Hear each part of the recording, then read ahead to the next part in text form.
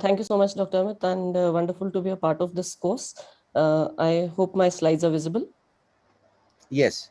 Okay, so what I'll be talking about in the next few minutes is the role of corneal epithelial mapping, which is a relatively new kid on the block, and its role in keratoconus and screening for refractive surgery.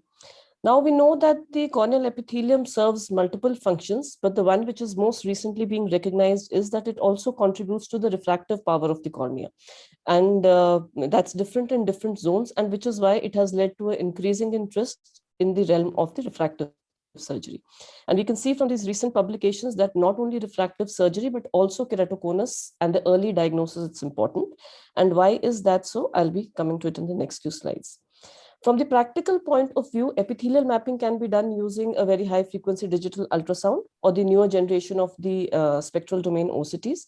The one we have at our center, and I have experiences with the Optopole, which is an extremely fast scan, which scans more than 1 lakh scans per second and takes a very short time, 0.3 seconds to capture an image.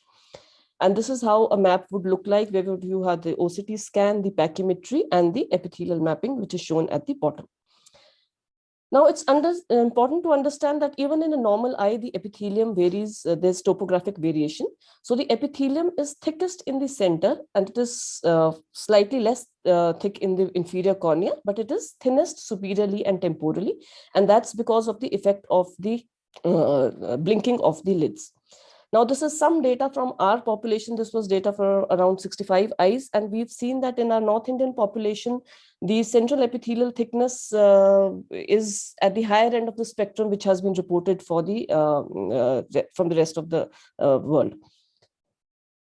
Now, the other concept which is important to realize is that the epithelium is extremely sensitive and reactive to the irregularities of the underlying stroma. And this is the concept which is making everybody interested in it.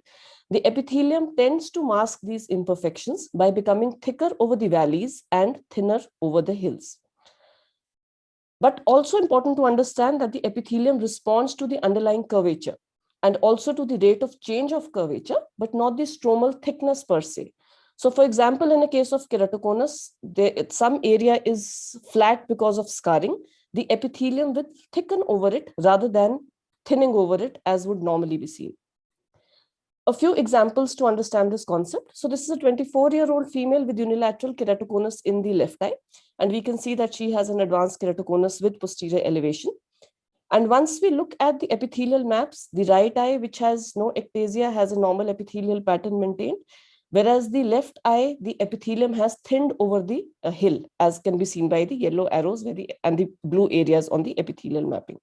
So the epithelium thins over the areas where the cornea is steep.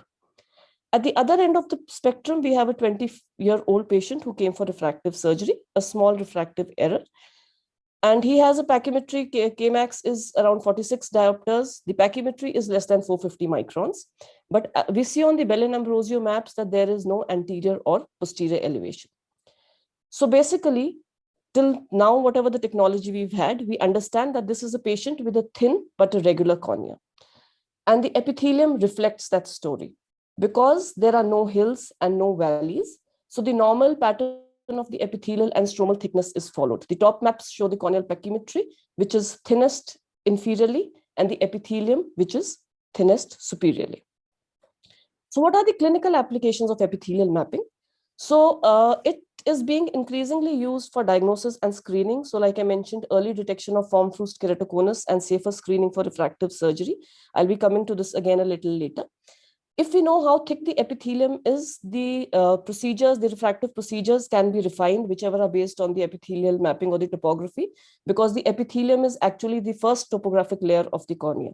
So for topographic guided LASIK or PRK, or if you want to do PTKs where you don't know whether the epithelium is regular or irregular, and also for customized corneal cross-linking. And in fact, this is one area where I've started recently using it. If we get patients who have thin corneas, I like to look at their epithelial maps, see how thick the epithelium is over the cone, and then decide the future course of action.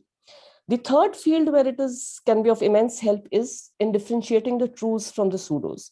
So for example, if you have a true ectasia from a pseudoectasia, in a patient with a contact lens warpage, for example, you would see epithelial thinning, but unlike a keratoconus, underlying that epithelial thinning, the cornea will actually be flat.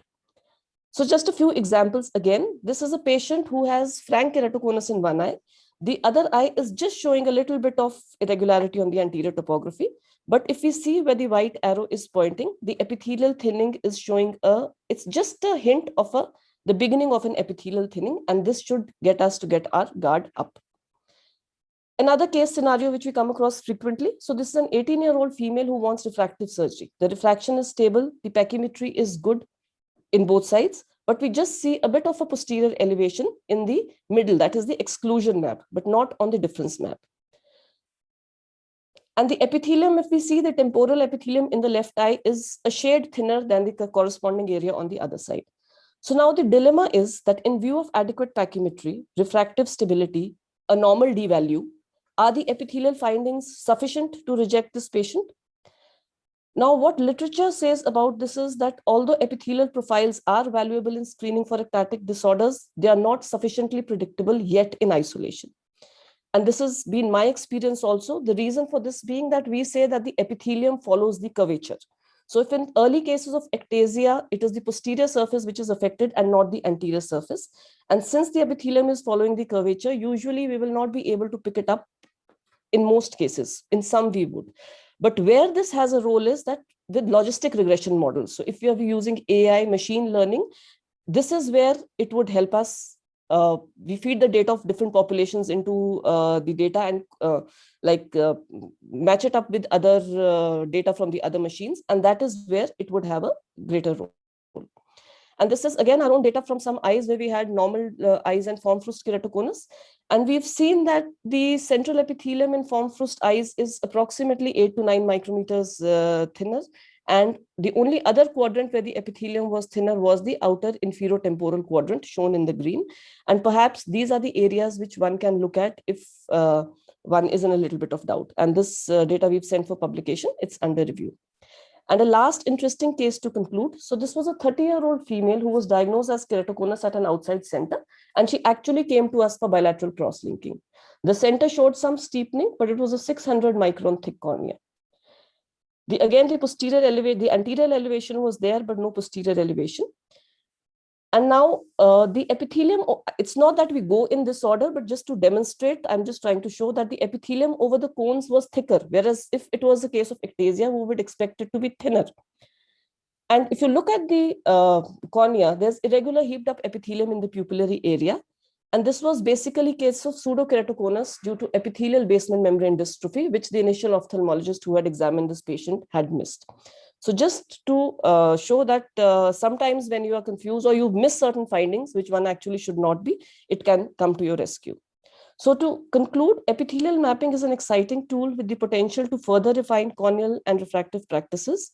The remodeling of the epithelium is a dynamic process related to various local and environmental factors. The reliability would vary with the health of the ocular surface and tear film, but interpretations must always be made in the context of the clinical findings. Thank you very much. And I'll stop sharing my screen now.